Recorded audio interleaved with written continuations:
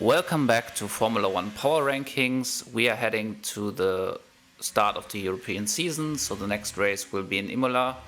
Before we start the video, I have to say that we will have the next rankings after the next triple header, so after the Spanish Grand Prix. The reason for this is that I'm on vacation, but yeah, we will have the teams ranking today, tomorrow the drivers.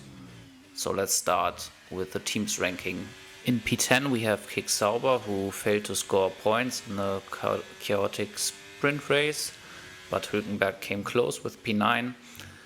And they also had a mechanical failure for Bortoleto in the main event. And there were also signs of speed, that they had pace in this event, with Bortoleto in P13 in qualifying, and Hülkenberg's race pace was also quite strong.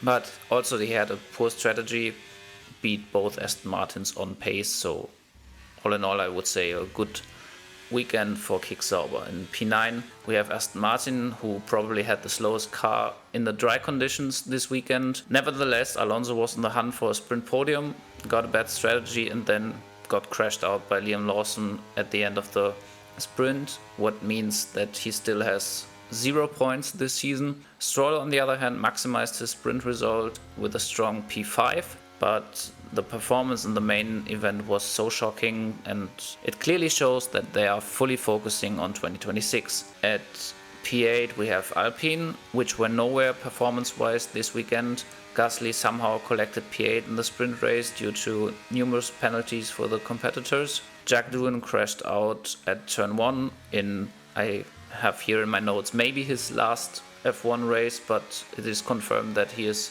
replaced by Franco Colapinto for the next race, which adds to the internal management chaos. Also, the team principal Ollie Oakes resigned after Miami. It's clear to see that Flavio Briatore wants all the power, and I have to say, so much noise in that team, I really doubt that they are being successful in any way in the next season and also in the upcoming seasons. In P7 we have Haas, where Oliver Behrmann qualified P20 in both races.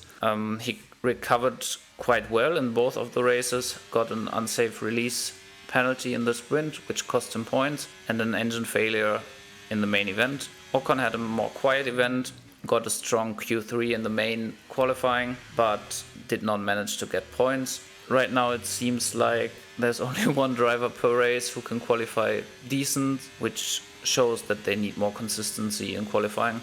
In P6 we have VCARB, where Hadjar performed really consistent without scoring points in both events. Lawson, on the other hand, was also consistent. He crashed in both races, but I think he's only to blame for the sprint crash, and the lap 1 incident with Doohan in the main race probably was, like I said, a lap 1 incident. But the crashing cost the team money and points, and so far he is clearly overshadowed by his less experienced teammate. And in P5 we have Williams, and I just have to say they were flying this weekend. Albon finished P4 in the sprint and P5 in the main race, although he got a penalty after the sprint for being too quick under the safety car, so the Williams was clearly too quick. Sainz was quick too, but had a bit of bad luck. But all in all, they beat the Mercedes and both Ferraris in the main event, and Albon even said he could see Verstappen and Russell during the whole race, so it really says that Williams is getting on top of things, and they were stronger than Ferrari this weekend. And speaking of Ferrari, they are in P4, and I have to say welcome to the midfield. Even though Hamilton got P3 in the sprint due to a good strategy, he got the Q2 exit I predict for many weeks now in the main race, and got lucky with the VSC in the main race, still only finished P8. Leclerc did not even start in the sprint, was aquaplaning on the way to the grid and crashed. I also have to say, why on earth was he on Inters? I don't really see, with these conditions, why take the risk and go to the grid with Inters. Strange call from Ferrari. Also, Leclerc finished P8 in qualifying and the race in P7. Also, we have to address the poor management of team orders.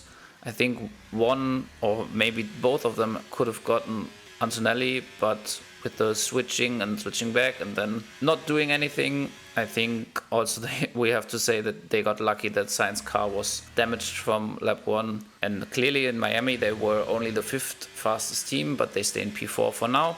In P3 we have Red Bull, and I think this weekend showed that their car is weak at all tracks with high degradation. They did a few operational mistakes with Tsunoda's sprint qualifying, the timing was not good. Verstappen's sprint pit stop made him lose at least 5 points in the championship.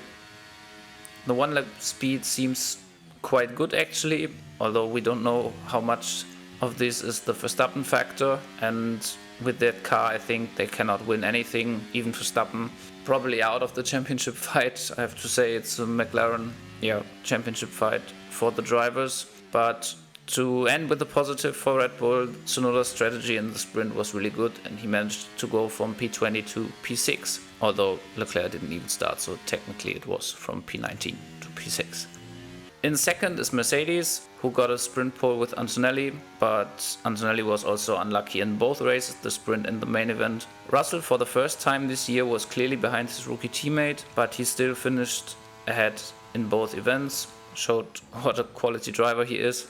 And you only have to say that Williams was concerningly close and in the end even ahead of Antonelli, at least in Albon's car. And in P1 we still have obviously McLaren. They showed another dominant performance. Norris was faster than Piastri this weekend actually, but he lost points again.